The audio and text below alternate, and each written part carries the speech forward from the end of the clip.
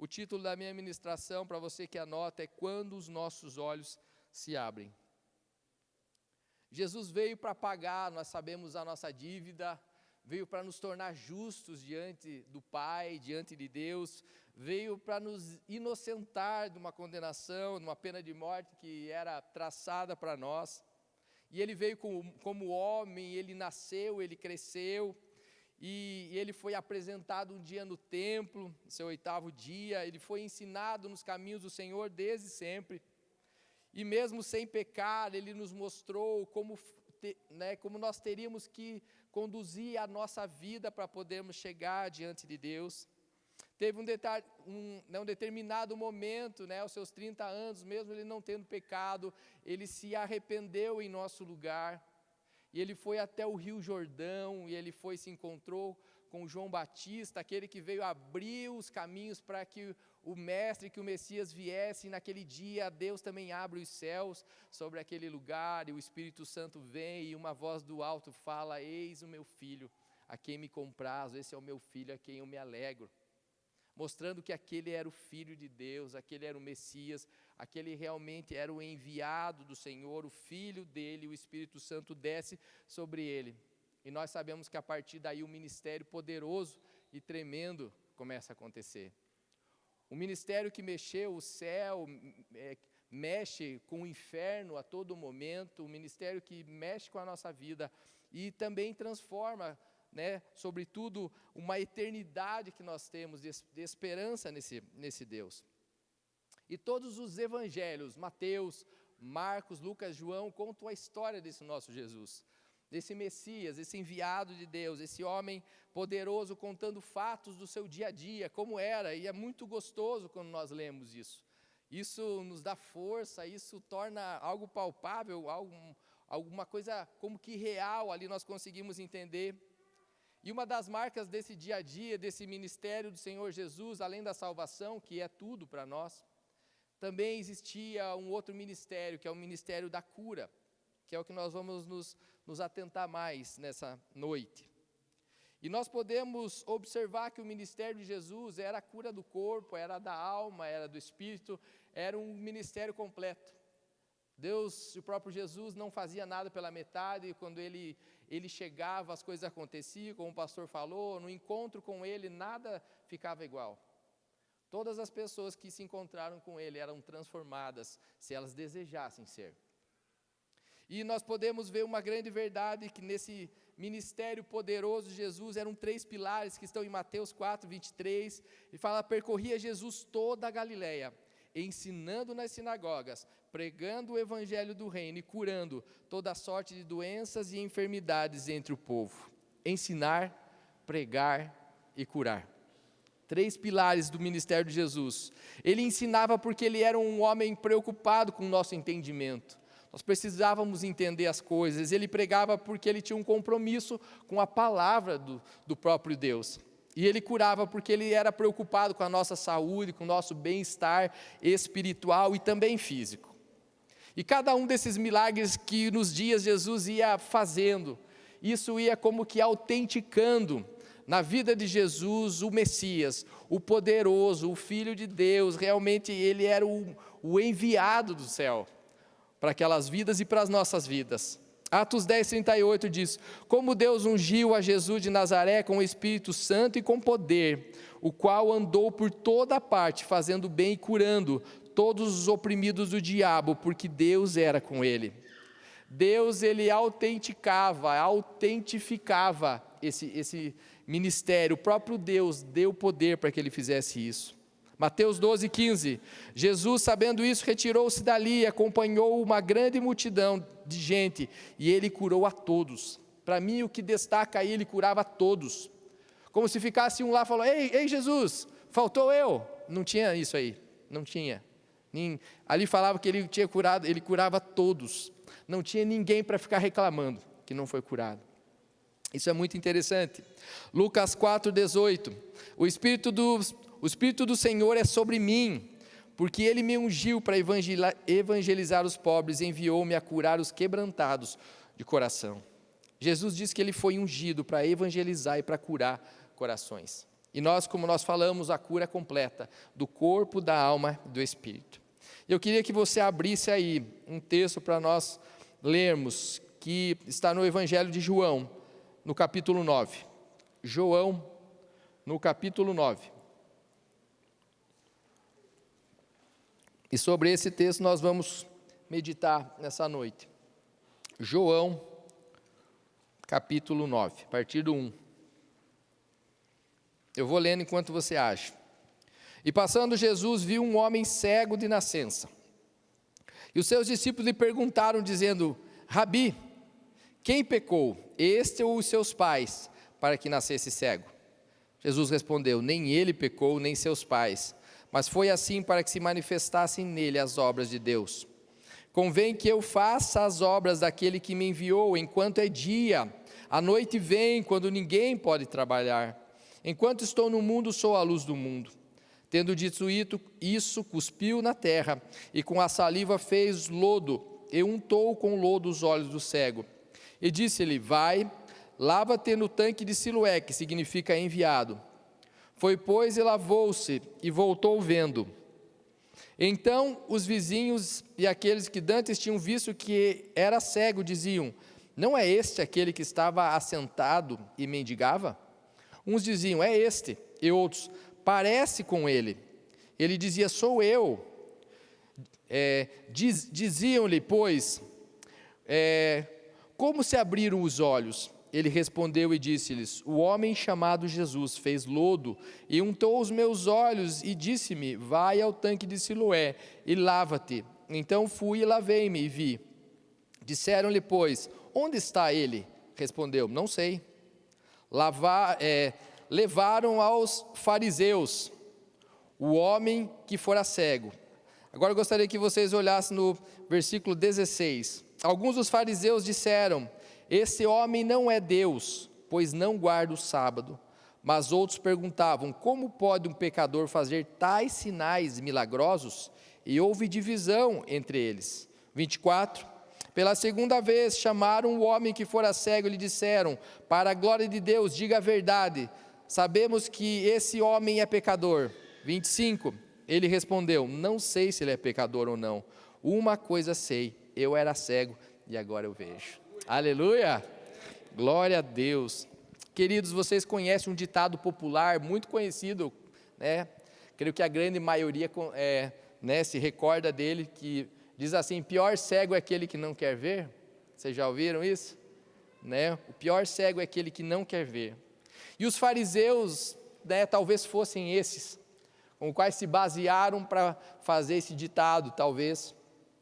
E eles insistiam em não querer entender. Insistiam todo o tempo.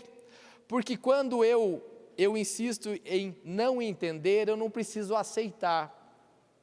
E quando eu faço força para eu não entender, eu não preciso concordar com aquilo, eu não preciso mudar, não preciso ter mudanças.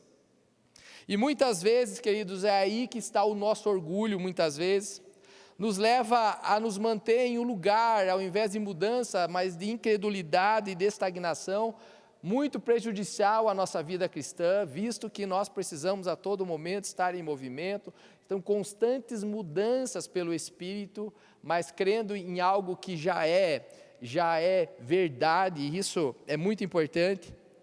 E quando eu entendo e eu começo a ter mudanças em mim, porque o próprio Evangelho do Senhor Jesus causa transformação na minha vida, mudança de quem eu era e quem eu sou hoje. E quando eu entro nesse lugar de entendimento e de mudança, eu vou crescer no reino de Deus. Mas, queridos, Deus tem se mostrado, nós sabemos, em cada detalhe, nas pequenas coisas. Às vezes, queremos ver Deus em grandes coisas, e Ele está nas grandes coisas, mas Ele também está nas pequenas coisas. Todos os dias Deus tem se mostrado para nós de alguma forma. Você só precisa começar a observar essas coisas, E porque nós passamos por isso todos os dias, nós precisamos ver, mas muitos não conseguem enxergar essas coisas, infelizmente. Muitos não conseguem crer e muitas vezes começam até a murmurar, e muitas vezes quando os seus desejos não são satisfeitos, você começa a ficar bravinho com Deus. Você começa até a culpar Deus pelos seus problemas. E nós não conseguimos muitas vezes enxergar que Ele sempre esteve ali. Na verdade, Ele nunca saiu do seu lado. Ele nunca saiu do seu lado. E nós ficamos nesse lugar, como cegos muitas vezes, não vendo nada na nossa frente. E a única imagem muitas vezes que nós conseguimos ver é o desespero, é a escuridão. Não conseguimos ver uma luz na nossa frente. E muitas vezes por esse nosso orgulho de ser dessa forma, de pensar dessa maneira, nós vivemos uma vida inteira tristes, uma vida inteira magoados, uma vida inteira aquém daquilo tudo que Deus tem para nós, uma vida religiosa muitas vezes, com os nossos olhos tapados, como se os nossos olhos fechados, insistindo em fazer tudo para não querer ver. E Deus não quer isso de nós. E nesse texto que nós lemos, não sei se você conseguiu observar, mas nós temos 2 tipos de cegueira: a cegueira física e a cegueira espiritual. O apóstolo Paulo passou por isso. Antes dele conhecer Jesus, era um perseguidor de cristãos, um homem mau, cego espiritualmente, conhecedor até da Torá, das leis judaicas, mas um homem cego espiritualmente. Ele não conseguia ver, os seus olhos como se estivessem fechados, numa cegueira espiritual tremenda, uma condição terrível que ele se encontrava. Mas a palavra de Deus fala que depois de um encontro poderoso que ele esteve com o próprio Jesus, no caminho de Damasco, aquele que ele perseguia o encontrou. E nós sabemos que ele caiu do cavalo, literalmente, e ele ficou cego fisicamente por 3 dias. Ele ficou cego por 3 dias. Por que ele ficou cego? Para Deus mostrar a cegueira física e ele se colocar numa cegueira. É daquela forma que ele estava espiritualmente. Ele precisava ficar cego para ele entender a condição que ele se encontrava no espírito, a sua real condição. E quando seus olhos foram abertos, depois de 3 dias, ele teve realmente uma transformação, na sua vida, e o seu caráter foi paulatinamente sendo mudado. E ele despertou para um entendimento, para uma revelação, que depois ele escreve, transformai-vos pela renovação da vossa mente. E ele começou realmente a experimentar a boa, agradável e perfeita vontade de Deus, que ele escreve depois nos seus livros e nas suas cartas. E Paulo, após enxergar Jesus, ele percebeu a sua condição, que ele realmente não conseguia enxergar, e também a condição de muitos que ele conhecia, que não enxergavam. E ele escreve em 1 Coríntios 2,14, as pessoas que não têm o Espírito não aceitam as verdades que vêm do Espírito de Deus, pois lhes parecem absurdas, e não são capazes de compreendê-las, porquanto elas são discernidas espiritualmente. Existem verdades, irmãos e irmãs, que nós só vamos conseguir entender quando o Espírito do próprio Deus tocar a nossa vida. Quando nós clamarmos a esse Espírito para nos ajudar e nós podermos nos render a essa vontade. Ao toque do Espírito sobre a nossa vida, nós começaremos a ter revelações que nós não tínhamos sobre Deus, sobre Jesus, sobre a sua palavra, e nós precisamos dessas revelações. Nós precisamos do Espírito Santo de Deus na nossa vida. João 16, 8 e 9 diz assim, quando ele vier, convencerá o mundo do pecado, da justiça e do juízo, do pecado porque os homens não creem em mim. O Espírito de Deus, quando ele entra na nossa vida, ele nos convence de quem nós somos. Ele nos mostra a nossa condição e nós nos arrependemos, nós nos transformamos, nós começamos a nos humilhar diante de um Deus tão grande e ver a nossa condição tão pequena e a dependência que temos dele. A dependência que ele conduz a nossa vida da forma que nós não sabemos conduzir. Ele nos ensina a ansiar, a amar esse Jesus, a buscá-lo intensamente todo o tempo como nosso Senhor, como nosso Salvador, e ter saudades do nosso lar eterno. Ter saudades da nossa casa, como foi falado aqui. Nós somos cidadãos do céu, de lá nós viemos e nós precisamos retornar para esse lugar. E esse texto que nós lemos de João 9, Jesus já estava em Jerusalém. Jerusalém, o centro de toda a cultura, a capital, talvez a maior cidade da época, né? Em que nós vemos realmente uma nação muito forte naquele lugar sendo representada, o centro cultural de tudo, o lugar onde o berço do judaísmo, né, começou, aonde o templo estava, e Jesus estava naquele lugar. Ele já havia passado anos, né, no seu ministério no norte de Israel, né, na região da Galileia, depois Judéia, e ele veio descendo até o sul ali, nessa região onde está Jerusalém, e agora o seu ministério, né, começa a ficar mais evidente ali naquele lugar, a visibilidade dele já começa a ser maior, né, porque todas as culturas estavam ali, ele começa a ser mais exposto às multidões e também à crítica dos líderes religiosos.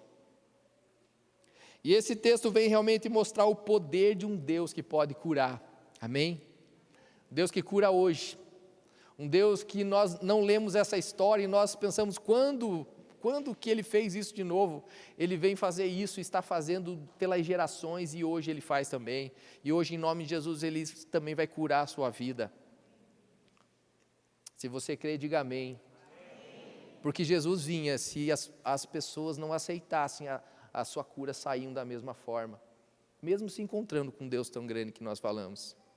Quando nós dizemos amém, nós dizemos assim seja, eu quero, eu aceito isso, e eu creio que todos dizem amém nessa noite, em nome de Jesus. Espírito Santo, anda no nosso meio, vem fazer a diferença nos corações, ó Deus, que toda a cadeia possa ser quebrada em nome de Jesus, que nesse lugar não tenha presença de nenhum demônio aqui, se tiver algum que saia agora em nome de Jesus. Nós declaramos que a Tua presença santa está aqui, só o Senhor toma conta desse lugar em nome de Jesus, amém? Então aplauda o Senhor Jesus, como diz o pastor Jorge, que essas palmas possam expulsar tudo de ruim que tem nesse lugar em nome de Jesus, e a presença do Deus que cura esteja aqui em nome de Jesus. Aleluia, como Jesus ama você. E esse texto mostra o poder desse Deus, como eu estava falando, poderoso, comprovando a divindade de um Jesus, que não era só um homem que estava ali, mas era um filho de Deus, com todo o poder vindo para causar transformação, e realmente comprovando João 1,14, era o verbo que se fez carne e habitou entre nós. Aquele era o verbo que estava andando, caminhando em Jerusalém. E esse milagre talvez seja, queridos, um dos milagres mais bem documentados, digamos assim, de toda a história, porque ele era conhecido como mendigo cego ali naquele lugar, e ele foi chamado pelos fariseus, e os fariseus falaram mesmo que eles encontravam ali, mas eles insistiam em não acreditar que ele era cego. De repente chama os seus pais para comprovar, ele realmente era cego mesmo de nascença. Sim, ele era cego, pergunta para ele já é maior de idade. E ele falou que ele era cego, e aqueles seus vizinhos que o viam todo o tempo também falavam, uns falavam, será que é ele mesmo? Como é que ele está vendo? Ele era cego. Ele fala, sou eu mesmo, acreditem, sou eu era cego, eu nunca vi antes, e agora eu vejo. Ele estava enxergando aquele milagre poderoso naquele lugar. E é interessante que no versículo 1, né, de João 9, queria que vocês me acompanhassem nesses textos, se fossem vendo aí. No versículo 1 fala assim que, passando, Jesus viu o homem cego de nascença. Parece uma coisa óbvia. Jesus viu o homem, com certeza Jesus viu, parece até engraçado e lógico. Com certeza Jesus tinha que ver, porque o homem cego não ia ver Jesus. Parece engraçado, né, isso? Naturalmente parece ilógico isso. Naturalmente óbvio, mas espiritualmente nem tanto, para muitas pessoas. Porque espiritualmente, quando nós lemos assim, Jesus passando, ele viu o homem cego, nós vemos aqui uma grande verdade espiritual e bíblica, que Jesus sempre vem ao nosso encontro, mesmo nós não o vendo, e nós até cantamos isso hoje. Mesmo nós não o vendo, Deus, Ele nos vê, e Ele nos encontra, Mesmo sendo Ele um Deus tão poderoso, um Deus tão glorioso, um Deus tão majestoso, é um Deus que se preocupa comigo e com você. Amém? Mesmo assim, sendo Deus tão grande e tão poderoso, Ele olha por nós, Ele está ao nosso alcance todo o tempo, e se preocupa comigo e com você e com a nossa dor. Ele se preocupa com a minha e a sua dor. Isso nos mostra um amor de um Deus que é imensurável, um Deus que é cuidadoso, um Deus que é verdadeiro, um Deus que é eterno. E de um Deus criador que ama a sua criação, o qual Ele mesmo chama de sua. Ele fala que nós somos dele. E Ele fala que você é a menina dos olhos do Senhor. E Ele fala que também Ele tem ciúmes de você. Tem ciúme pelo cuidado. Tem ciúme porque Ele quer você perto. Ele não quer perder você também.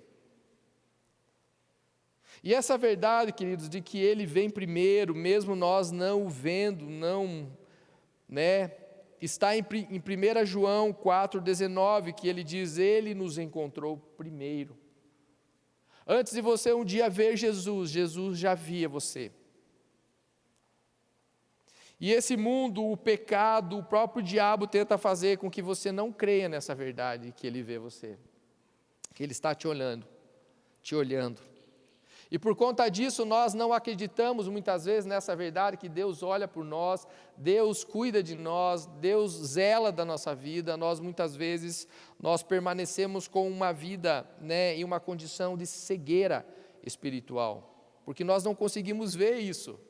E o mundo faz isso, tentando tirar o nosso foco. O diabo faz isso, o pecado faz isso conosco.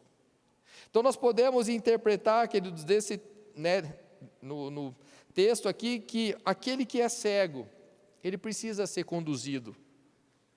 Aquele que é cego, que não enxerga, ele precisa ser cuidado, ele precisa ser levado, ele precisa ser visto, ele precisa ser ajudado. Senão, muitas vezes, ele permanecerá com essa visão limitada, restrita, sem viver livre, sem viver liberdade e vivendo só numa escuridão. Todos nós sabemos quantas limitações que um cego tem. Você já viu algum cego, ou viu pessoalmente, ou de repente viu por algum programa, alguma coisa, e você não viu. Quantas limitações eles têm. Mas mesmo eles tendo essas limitações, ou eles tendo, às vezes, até uma certa destreza para que eles desenvolvam nas suas situações diárias. Mesmo assim, existem muitas limitações, eles poderiam fazer muito mais, mas essa deficiência os deixam, às vezes, limitados, restringidos. E existem pessoas também que ou Jesus enxerga elas, ou Jesus vem de encontro com elas, ou elas vão ficar naquele mesmo lugar uma vida inteira inertes, parados, acomodados, em trevas. E esse é o retrato, querido, sem Photoshop, da nossa humanidade, pecadora, cega espiritualmente desde nascença, cegos de nascença nós éramos, mas um dia nós precisamos ter os nossos olhos abertos. Esse cego era um cego de nascença, ou seja, ele nunca viu a luz do dia, nunca viu nada, só via a escuridão. E nós éramos assim um dia. Nós não conseguíamos ver Jesus, mas um dia Jesus nos encontrou, Ele abriu os nossos olhos, e a escuridão que tinha foi embora. Nós começamos a ver algo que nós não víamos, e o Seu Espírito nos deu o discernimento de quem nós éramos, e que nós tínhamos a necessidade de se encontrar com Ele todos os dias, e viver o melhor na presença ao lado dEle para sempre. No versículo 2... como Jesus viu esse homem primeiro, você nunca pode dizer que Ele não vê você. Jesus está te vendo. E Jesus, Ele deve ter visto esse homem cego de nascença, Ele deve ter mostrado para os seus discípulos, vejam esse homem. E rapidamente ali, os seus discípulos começam a questioná-lo, assim como um mestre com os seus alunos, e eles começam a perguntar coisas para saber. E eles perguntam: qual o motivo, mestre? Qual o motivo, Jesus, que esse homem é assim? Porque realmente, queridos, havia uma crença na cultura e na religião judaica, de que quando alguém tinha uma aflição, uma doença, alguma deformidade, era porque um pecado muito grande essa pessoa tinha cometido, ou as suas gerações tinham sido acometidas por isso, por um grande pecado, como se fosse um peso de Deus sobre a vida delas, como se fosse um castigo de Deus. E eles cresceram com essa cultura. E nós podemos ver realmente essa verdade na história de Jó. Nós sabemos quanto Jó sofreu, as suas perdas, as suas dores, as suas doenças. E os seus amigos chegaram, aqueles 3 amigos, para, teoricamente, confortá-lo, né, de alguma forma. E eles o acusaram que ele estava naquela condição porque ele tinha um pecado. E ele ficou muito triste por isso. Talvez, né, na história que nós vamos ver, talvez acho que o momento que ele ficou mais triste foi essa hora que os seus amigos falaram isso para ele. Mesmo depois de tanta perda, se nós formos ler, a gente vê isso. Imagine que situação horrível, né, que essa cultura, que esse modo de pensar atingia aquelas pessoas que eram aflitas, tinham deformidades, tinham doenças. Você imagine como é que essas pessoas se sentiam com esse pensamento cultural da época.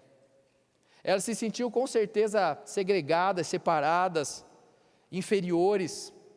Elas se sentiam pela cultura, pela religião, por todos, esquecidas por Deus. Por que não pensar que elas se sentiram amaldiçoadas? E elas viviam suas vidas dessa forma, pensando assim, indignos. E então, esse tempo do próprio Cristo, do próprio Jesus ali, a gente vê que eles pensavam ainda dessa forma. Eles pensavam assim, que era considerado realmente uma maldição e que só Deus poderia remover aquela maldição daquela pessoa. E Jesus corrige eles. E no versículo 3 ele fala: não é nem por causa dele, não é por causa dos pecados dele, nem por causa dos pecados dos pais dele, mas é para que o poder de Deus pudesse ser visto nele, através dele. A manifestação da glória de Deus pudesse vir ali, e isso fosse, de certa forma, glorificar o nome de Deus. O próprio Deus, então, naquele momento, na forma de Jesus, ele queria mostrar realmente aos seus discípulos, ensinar que a fé, que a misericórdia e que o amor de Deus nas nossas aflições seriam oportunidades para que o nome de Deus fosse glorificado. E queridos, nós vivemos num mundo injusto, você sabe disso, com inversão de muitos valores. Aqueles que talvez são bons não são reconhecidos, aqueles que são maus talvez não sejam punidos. Então, por isso nós vemos tantas coisas, tantos inocentes sofrendo no nosso mundo. E aquelas palavras que Jesus tentou explicar para aqueles discípulos, talvez não fosse algo concreto para eles ainda, eles não tivessem talvez entendendo, mas isso queria dizer que Deus não tem prazer em deixar as pessoas doentes, aflitas. Não é isso o prazer de Deus. Nem tampouco fazer algo para alguma pessoa para que ele pudesse chegar e ele intervir, ele falar: minha misericórdia veio sobre você, você era assim, você era assado, todo imperfeito, condenado, e eu cheguei e eu fiz isso na sua vida. Não, não foi por isso. Pensar isso é uma afronta ao caráter de Deus, porque Deus é bom. Quando nós falamos de pastor Ney o tempo todo, e o tempo todo ele é bom. O tempo todo. Não é porque passamos por aflições e outras coisas mais que nos doem, que Deus não nos ama. Ele continua sendo Deus, Ele continua nos amando, Ele continua do nosso lado todo o tempo, nós nunca estamos sozinhos. Mas aquelas palavras que Jesus queria dizer ali para eles, era que Deus, o Senhor, o Jeová Rafá, era o Senhor sobre toda a enfermidade. Ele era Senhor sobre toda a cegueira, Ele é Senhor sobre todas as deficiências físicas, Ele era o Senhor sobre tudo. Deus tem o domínio nas suas mãos sobre todas as coisas. E como Deus, Ele é onisciente, Ele conhece o meu e o seu coração, Ele conhece as nossas intenções mais escondidas. Por vezes, se Deus retirasse as suas aflições toda vez que você pede para Ele que elas sejam retiradas, todo o seu sofrimento, talvez poderíamos segui-lo por conveniência. Talvez nós pudéssemos segui-lo aí por uma segunda intenção, e não por um amor, por uma entrega genuína. Querido, Jesus é o único que pode nos salvar. Jesus é o único que pode transformar a nossa vida aflita, a nossa vida de dores, de perdas, de doenças. Somente nele nós temos isso. Por isso que nós temos que ter um coração sincero diante de Deus, e a própria palavra fala que Ele procura, Ele está a procurar verdadeiros adoradores, não são aqueles que só cantam. Verdadeiros adoradores que o adorem, adorar com a sua vida, com o seu coração, com as suas palavras, com os seus pensamentos, com as suas intenções. É esse que Ele procura, que o adorem em espírito e em verdade. E Deus, Ele é onisciente, Ele conhece o meu e o seu coração. E ao invés disso, ao invés de falar por que Deus isso, será que eu fiz alguma coisa muito errada para receber tanta punição? Tanto peso sobre as minhas costas que muitas vezes eu não consigo carregar. Ao invés de falar por que disso, peça para que Deus realmente não te dê forças nesse momento para que você possa discernir as coisas. Com uma forma clara, com uma visão de Deus. Porque sabendo que Deus, Ele é bom e Ele sabe todas as coisas, mesmo sendo aparentemente ruim para nós, Deus tem sempre o melhor. E não devemos perguntar por quê, mas entregar a nossa vida nele. E ele explica isso. Note que Jesus chega e aqueles homens falam por que ele é assim, qual é a causa, eu quero saber a causa, me fala a causa porque esse homem é assim. Jesus não se atém a essa causa. Como se ele falasse para mim, não importa a causa. O que importa é que eu vou de encontro a ele, e eu vou curar, eu vou transformar, eu vou sarar a sua vida. Não importa como foi, importa que Jesus chegou, e Jesus olha a sua dor, a sua aflição, e Ele vai de encontro a ela, para que você seja curado. Essa é a intenção maior do nosso Deus. Ao invés de discutir causas, saiba que Deus, o próprio Jesus, pode encontrar você todos os dias e nessa noite também, para curar todas as suas dores. Não ache culpados, não procure porquês, não coloque Deus na parede. Ele é Deus e sempre será. Jesus, com essa cura, Ele simboliza um efeito do seu ministério. Qual é o efeito? O efeito salvador.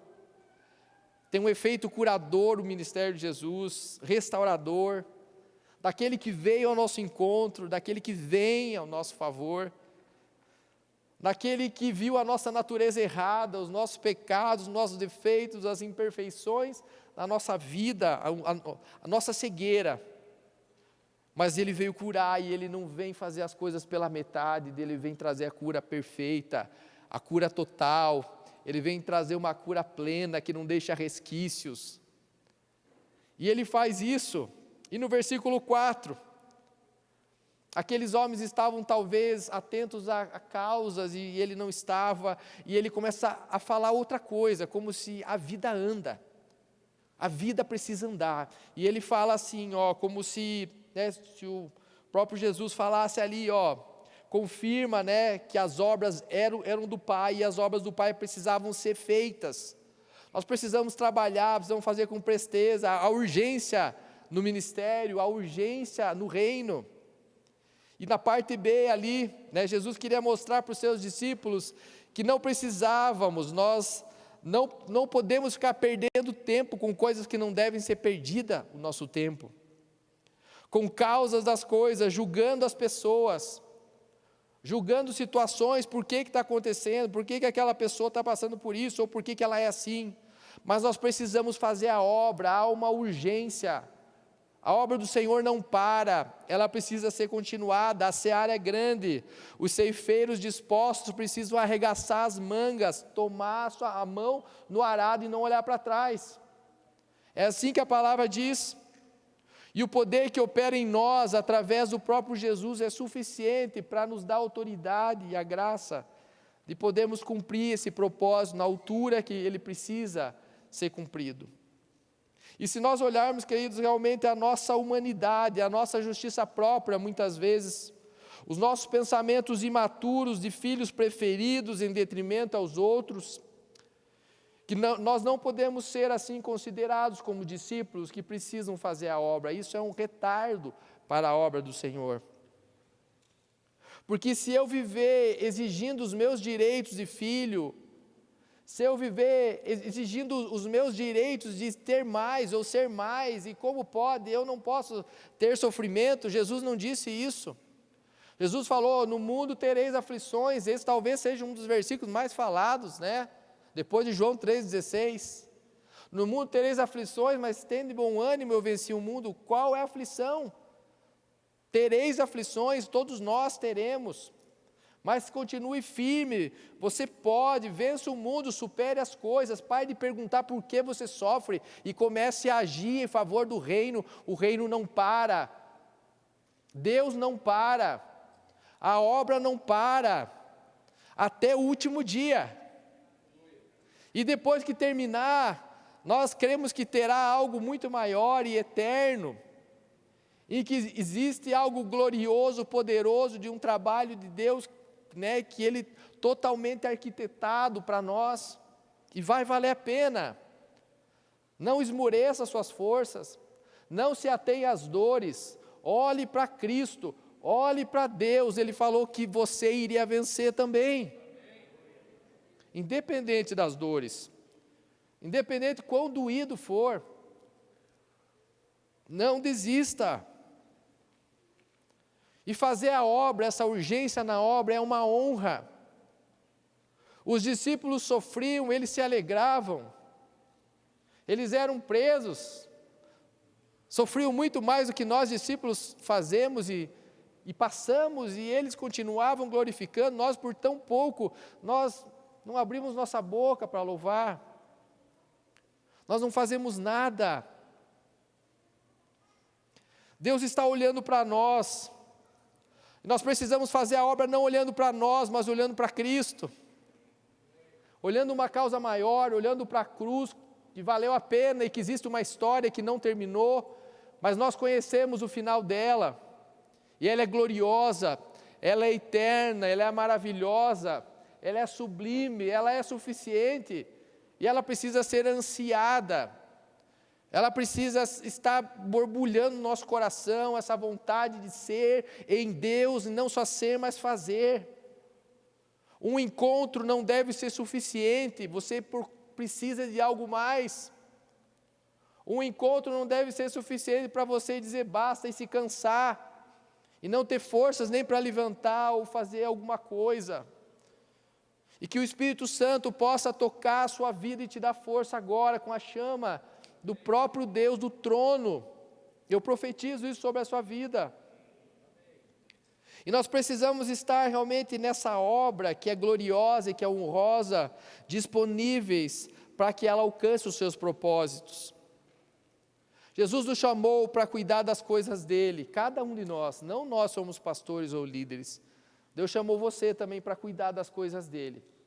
E se Ele chamou você, Ele vai te ajudar, Ele vai te capacitar, Ele vai te sustentar, da forma que Ele sabe qual é.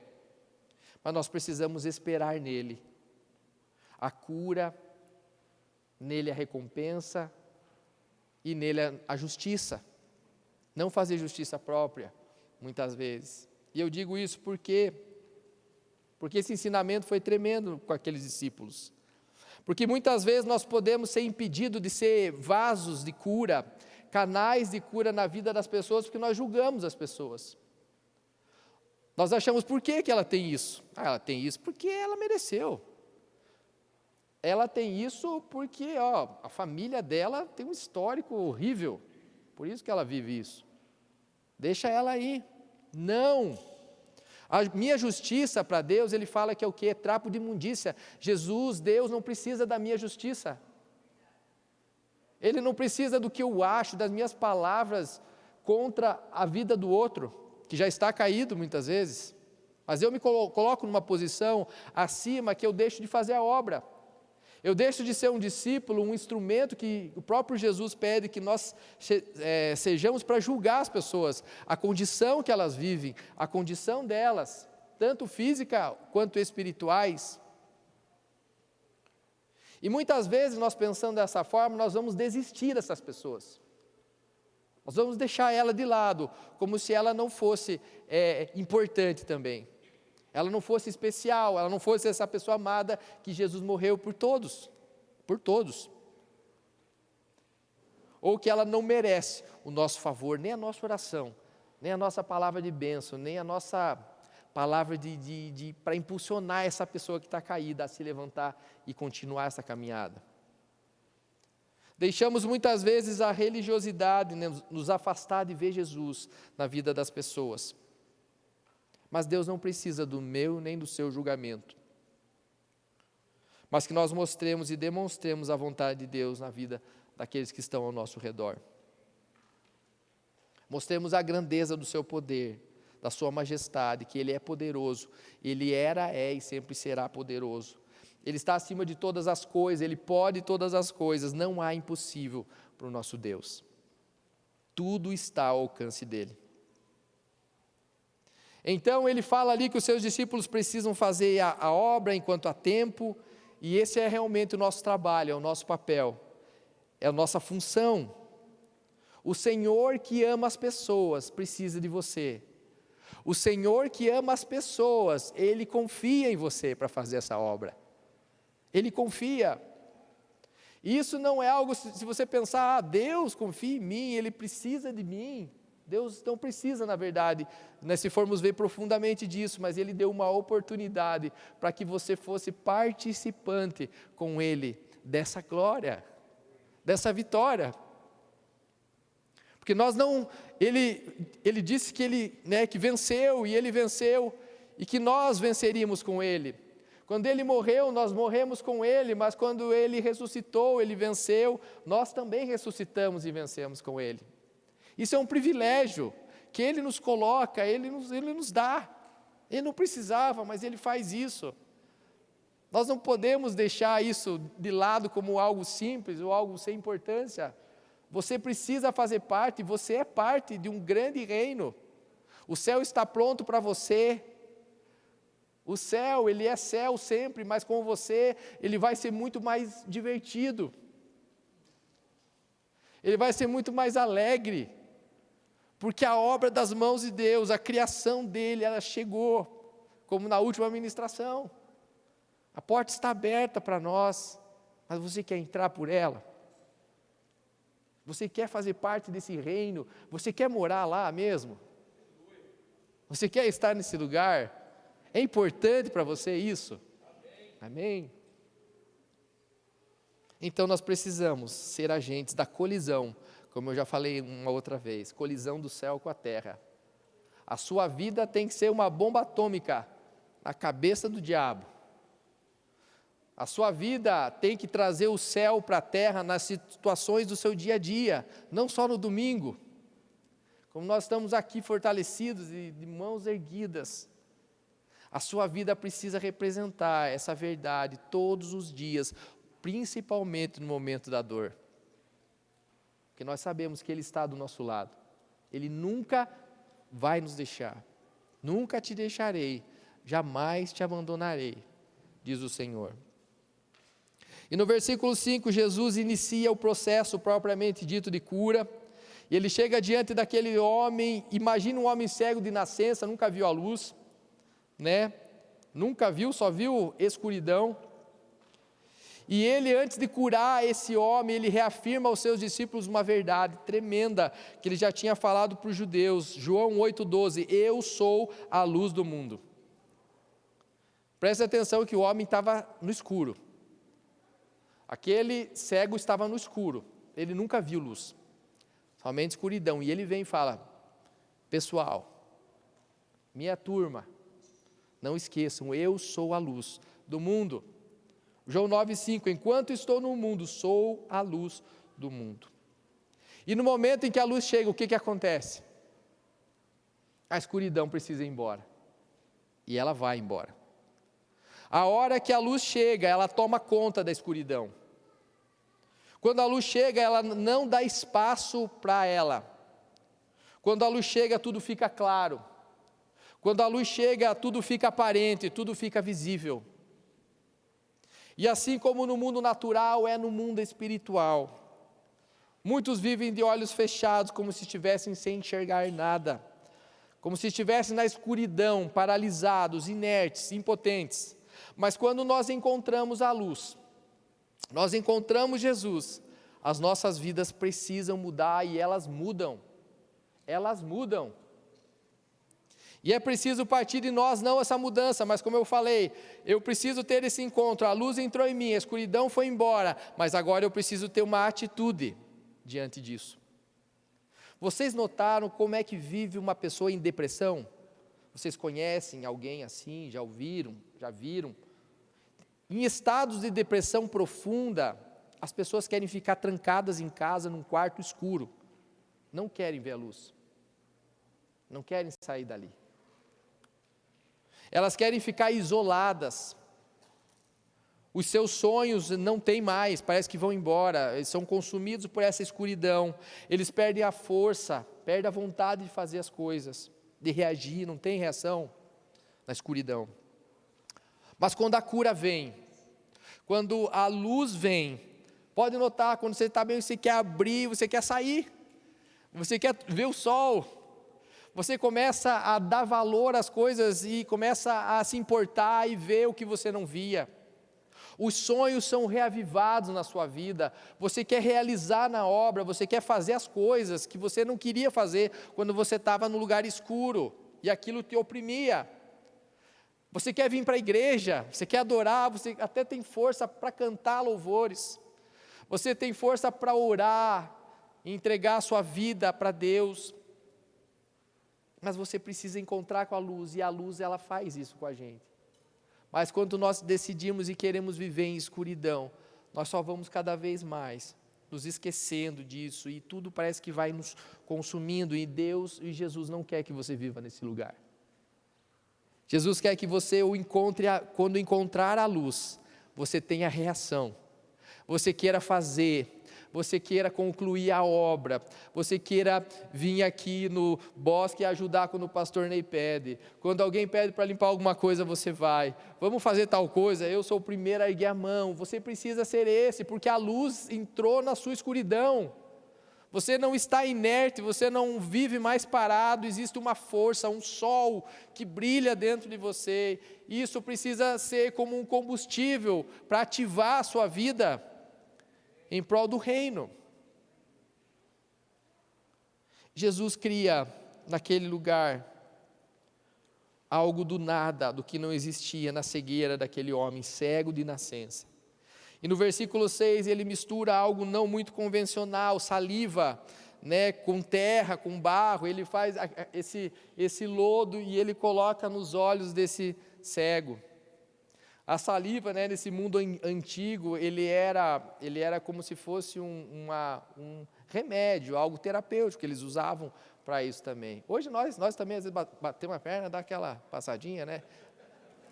Mas naquela época eles não tinham remédios, né? É isso que eles usavam, né? Mas você se perguntou já, né, por que Deus fez assim? Perguntou, por que você fez dessa forma, Jesus? Porque ele poderia só dar uma ordem, né, para aquele céu, como ele fez com tantas, né, abre os seus olhos e veja. Mas ele não fez assim, né? Porque aquela cultura judaica que eles viviam nesse momento, ela tinha que ver algo concreto, algo palpável, eles precisavam ter sinais, assim, coisas que eles possam palpar para eles entender as coisas, a cura, porque eles exigiam simbolismos, rituais, em todas as coisas.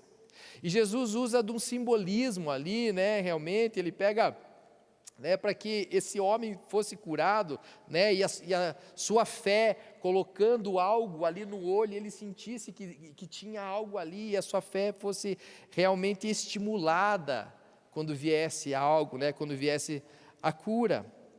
E é interessante que Jesus, ele não perguntou para esse cego, o que ele fez com outro cego de Jericó, você quer ser curado? Ele não falou isso dessa vez também.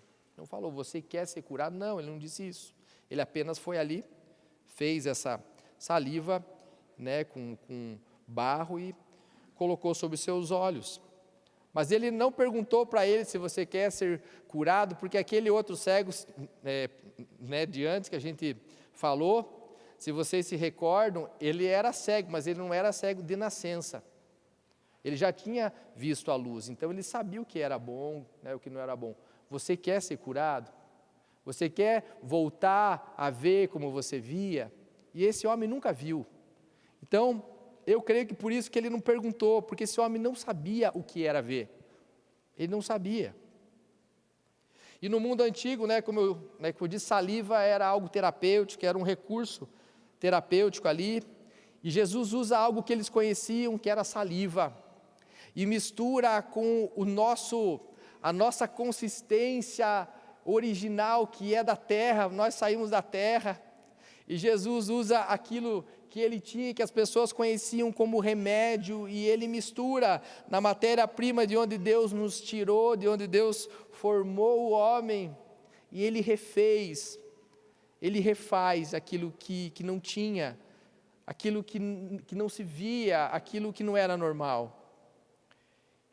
E ele coloca nesses olhos essa mistura, que era algo concreto, que era a nossa matéria-prima, era uma simbologia para que esse homem pudesse ver. E isso realmente faz com que esse homem, e uma simples ordem, ele o envia a um tanque. Esse tanque chamado Siloé, ele fica na região baixa de Jerusalém, na região baixa. Esse tanque foi construído pelo rei Ezequias, com canalizações subterrâneas, para que eles tivessem água, mesmo quando eles fossem cercados por alguma guerra, eles tinham água ali, nesse lugar. E ele fala ali, e ele destaca o significado desse nome. Ele poderia passar batido, mas tanque de Siloé significa enviado. E foi realmente esse símbolo que aconteceu ali. Jesus veio, faz aquela mistura de lodo, coloca nos olhos e dá uma ordem: vai, você está sendo enviado por mim para esse lugar, pelo enviado de Deus, pelo Messias, por aquele presente que Deus deu do céu, foi enviado para nos curar das nossas cicatrizes, das nossas aflições, das nossas feridas, das nossas doenças e das nossas dores. Eles precisavam de simbolismo, e esse simbolismo foi usado nessa hora. E Jesus causa, primeiro nesse homem, um desconforto. Você imagina aquele lodo no olho, já era ruim não ver nada, mas você imagine colocando algo ali. Então, primeiro Jesus causa um desconforto nesse homem, para que depois ele recebesse a cura. Primeiro ele tocou da forma dele, da forma que Jesus achou que tinha que ser tocado, para que aquele homem depois fosse sarado. Primeiro ele desafia o homem a crer, na sua palavra. Ele fala: vai naquele lugar com esse lodo no olho, vai indo, chega lá no tanque de Siloé, só creia, obedeça e creia. Esse homem e nós, muitas vezes na nossa vida, a única coisa que nós precisamos para receber a cura é ter a fé e nós obedecermos até o final. Muitas vezes nós não somos curados instantaneamente, mas Deus pede de nós um esforço, como nós temos falado, uma atitude de ir até esse lugar, porque Ele falou: se você for lá, você vai ser curado. A cura já está sobre você. A cura de Jesus já foi liberada sobre as nossas vidas, mas existe uma caminhada para que nós cheguemos nesse lugar, onde essa cura será terminada, será concluída. E muitos milagres nós realmente viveremos, se nós deixarmos Jesus nos tocar, da forma dEle, do jeito dEle, no tempo dEle, para a glória dEle. Não é para a glória de homens, não é para a glória de pessoas, de estruturas, mas é para a glória do próprio Deus. Qual que é a minha e a sua atitude diante disso? Apenas crer, e no caminho da cura nós continuamos obedecendo e crendo. Amém? Versículo 8. Quando viram que aquele cego de nascença, que viam todo dia os seus vizinhos, falaram, será que é ele mesmo? Como pode, se ele nunca viu e agora ele está, ele está vendo? E os vizinhos do homem cego, desse moço cego, fizeram 3 questionamentos ali no versículo 8 e 9, eles queriam saber quem foi curado, se era ele mesmo. Ele falava, sou eu, acreditem, sou eu. Porque havia crença que só poderia um cego de nascença ser curado se fosse por Deus. Não tinha outra forma, só Deus poderia fazer aquilo. Só uma obra criadora, só Deus tem poder de criar aquilo que, do nada, aquilo que não existe ser recriado. Outra pergunta que eles fizeram ali, eles queriam saber como, e ele falou, foi com lodo. Ele chegou, pegou saliva da sua boca, misturou com barro do chão, colocou no meu olho e falou, vai lavar o seu olho no tanque de Siloé. E ele fala, quem é esse homem? Esse homem é chamado Jesus. E eles fazem aquela terceira pergunta, mas aonde ele está? Ele falou, eu não sei onde ele está. O que eu sei é que eu era cego e agora eu vejo. Não importa onde ele está. Importa é que eu estou curado.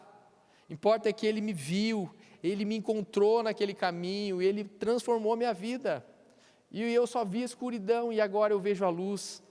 Eu consegui ver quem ele era. E de repente, lá no versículo 13, também aqueles fariseus céticos chamam ele, mas como pode? Você não era cego, você mentia que você era cego. Na verdade você não era, eu era cego. Então vamos chamar teu pai e tua mãe para ter certeza disso, chamar os pais dele, ele era cego mesmo, mas como é que pode? Vocês são mentirosos, vocês estão mentindo, não pode ser verdade isso, não pode, esse homem não pode ter feito uma coisa que só Deus faz, e ele é um pecador. Eles não conseguiam explicar esse milagre, por isso que eles foram confrontar esse milagre, falaram que era mentira, porque eles não sabiam explicar. E esses homens tentaram tirar dos pais também uma inverdade, falar, não é que é mentira mesmo, não é que ele não era cego. Os pais, não, ele era, desde nascença.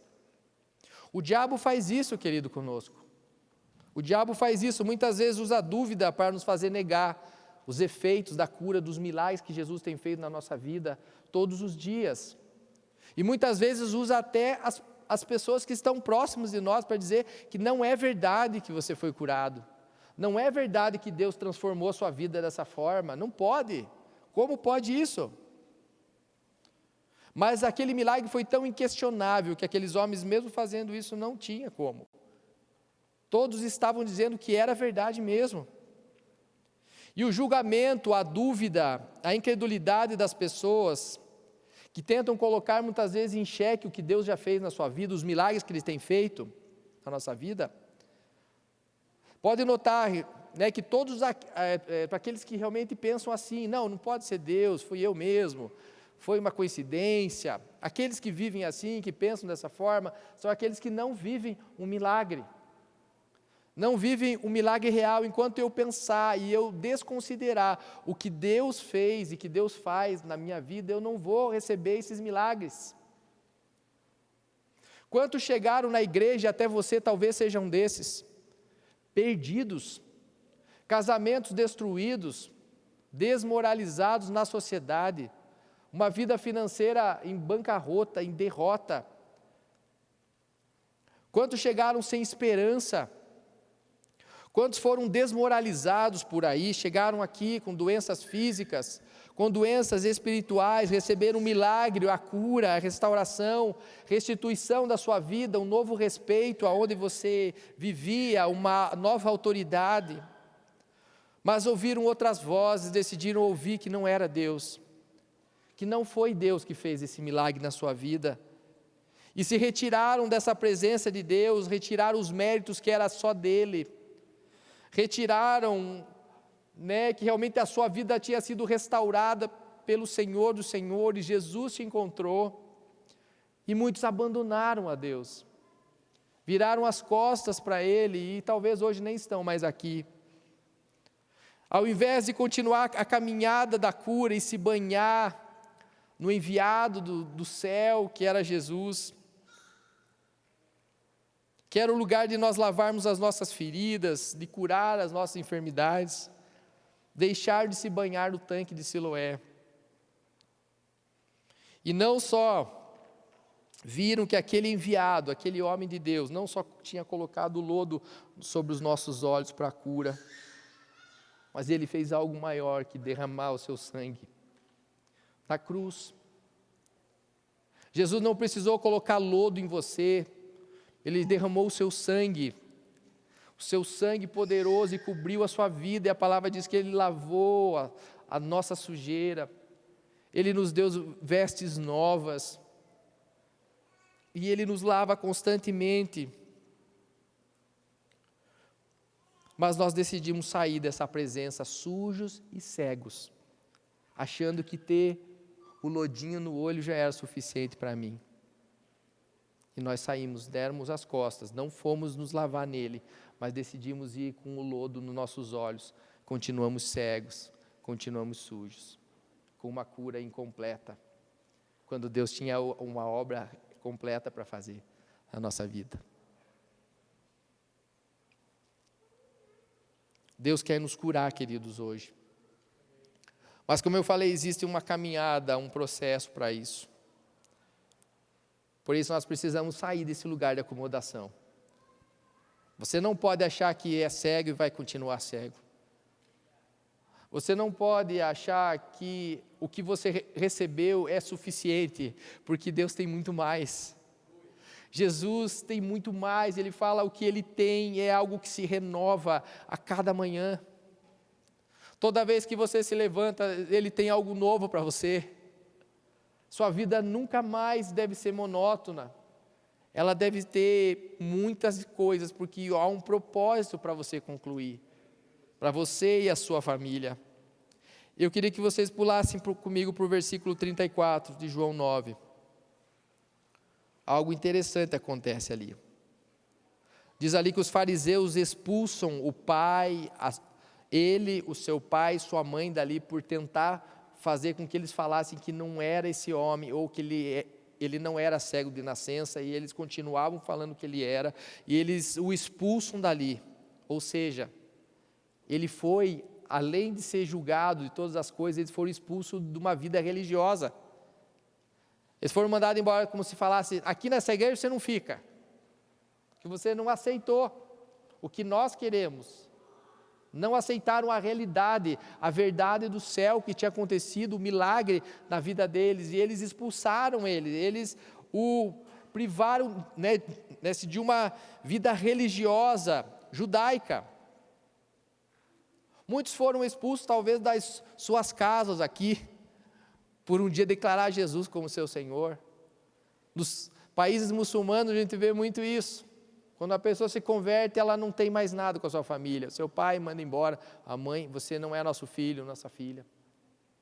Quantos tiveram um encontro com o próprio Jesus na sua vida e tiveram que de repente sair daquele ambiente que eles estavam, porque encontraram um Deus vivo, encontraram um Deus que abriu seus olhos e agora eles não conseguiam viver mais como antes, com os olhos fechados, com tapados os seus olhos, numa cegueira, numa escuridão. Não, agora eu encontrei a luz. E Jesus havia predito isso em João 16:2, vocês serão expulsos das sinagogas. Jesus já tinha falado que muitos seriam expulsos desse lugar. Mas Jesus fala ali que ele foi atrás desse homem que tinha sido expulso daquele lugar. Jesus vai e o encontra. Ele foi expulso da casa de Deus, mas o Senhor da casa o encontrou. Ele o encontra e pergunta, você sabe quem eu sou? Eu não sei quem você é. Ele fala, eu sou Jesus. E fala ali que ele o adora. Ele então o adora. E no versículo 35 ele fala, você crê no Filho do Homem? E esse homem entrega a sua vida para Jesus ali. E no versículo 39, talvez o versículo mais conclusivo de toda essa história, eu queria que você interpretasse, eu não vou interpretar ele. Jesus disse Jesus: eu vim a este mundo para julgamento, a fim de que os cegos vejam e os que veem se tornem cegos.